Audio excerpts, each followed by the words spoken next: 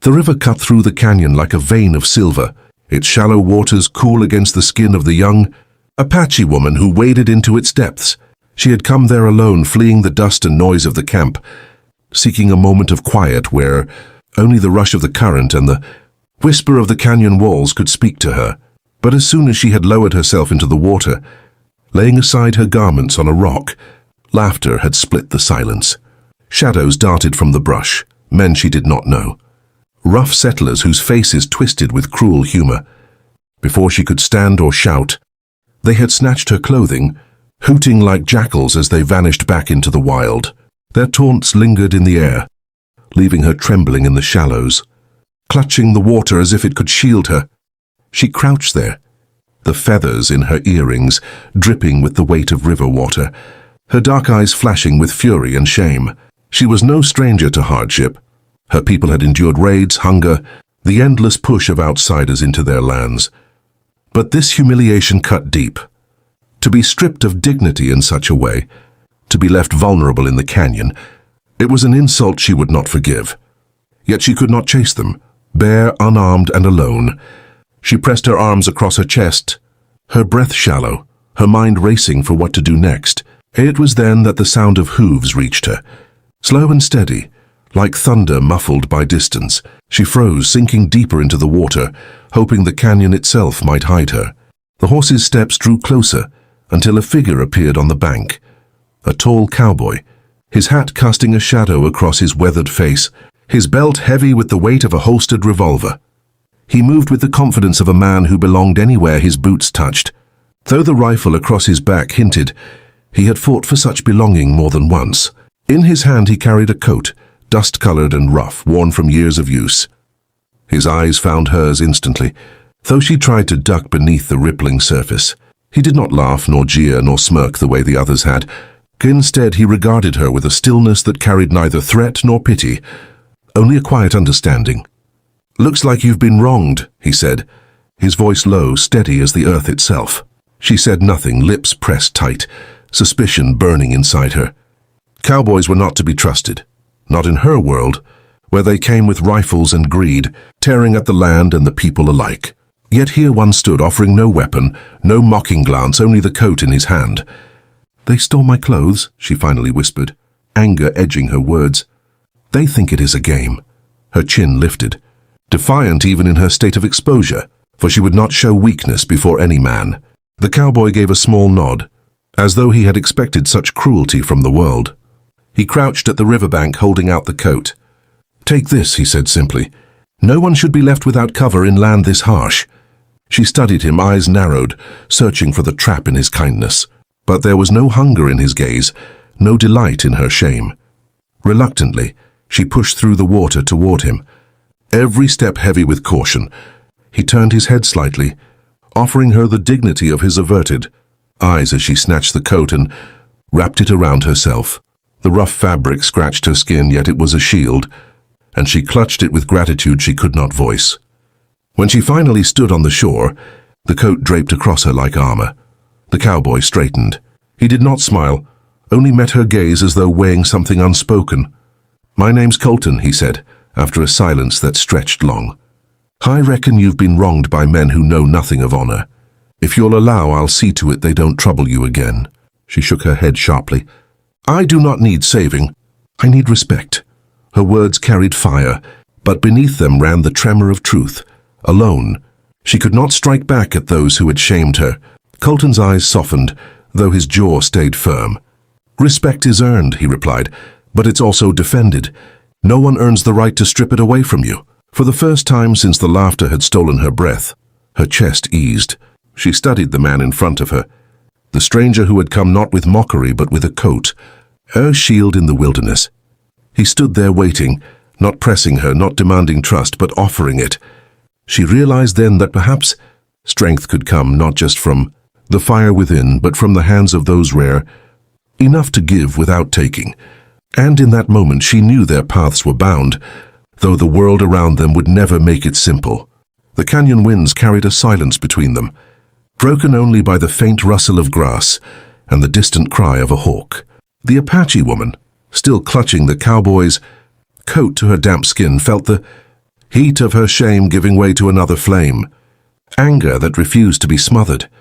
She had been wronged, and the image of those men laughing as they stole her clothes burned in her mind like a scar carved into stone. Colton stood steady before her, neither imposing nor retreating, waiting for her choice. She had never trusted cowboys, yet this one did not turn her pain into jest. Instead, he had given her dignity when others had stolen it, and that alone unsettled her heart. "I do not ask for your help," she said finally, her voice quiet but edged with steel, "but I will not forget what they did. I will not forgive them." Her fists tightened around the rough fabric, her dark eyes glinting with unspoken resolve. Colton nodded once, as though her words were an oath he respected. "Then we'll ride after them," he said, his tone calm but firm. "You don't need saving, but justice, that we can chase down together." Her gaze lifted sharply, surprise flickering across her face.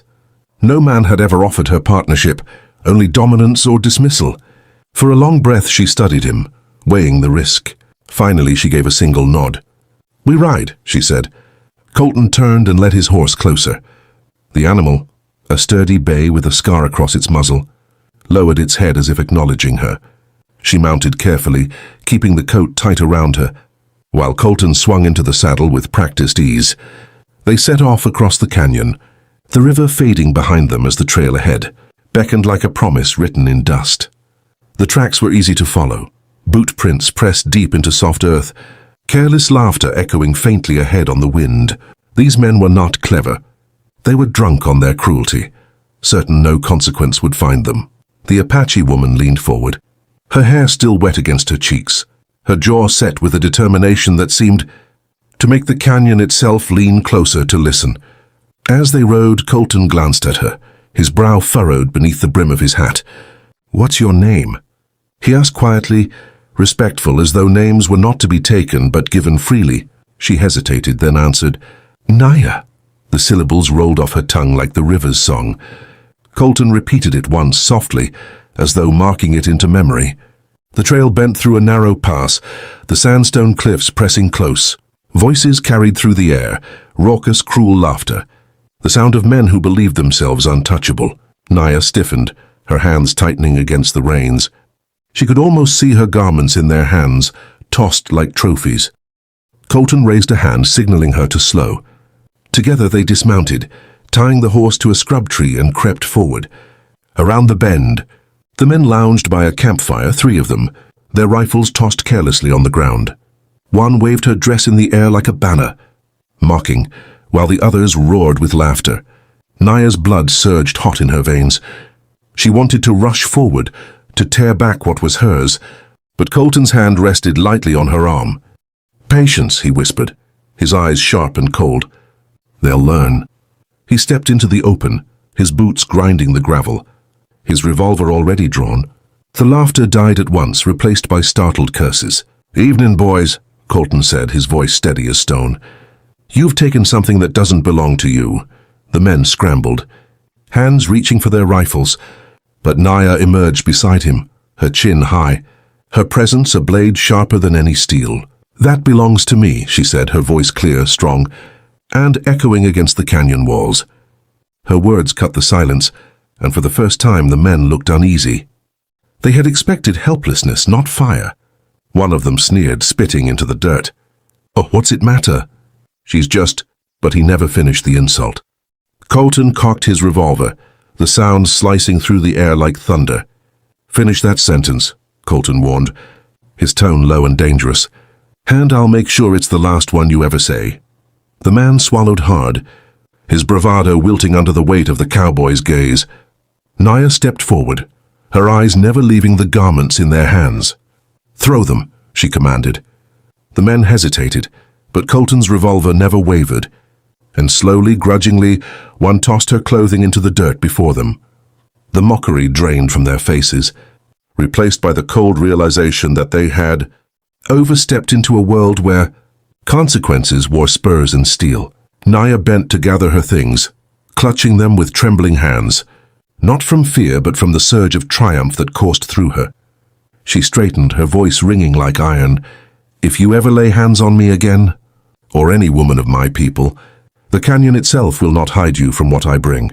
The men shifted uneasily, none daring to speak. Colton finally lowered his revolver, though his gaze stayed fixed on them like a brand.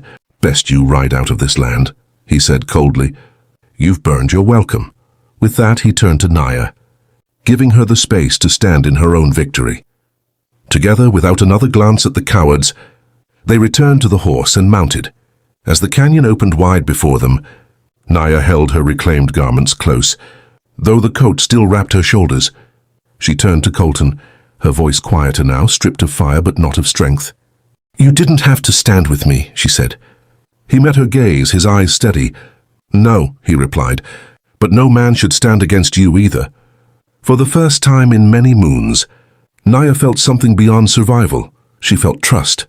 Fragile as dawn, but real as the earth beneath her. The cowboy had not taken her power. He had helped her wield it.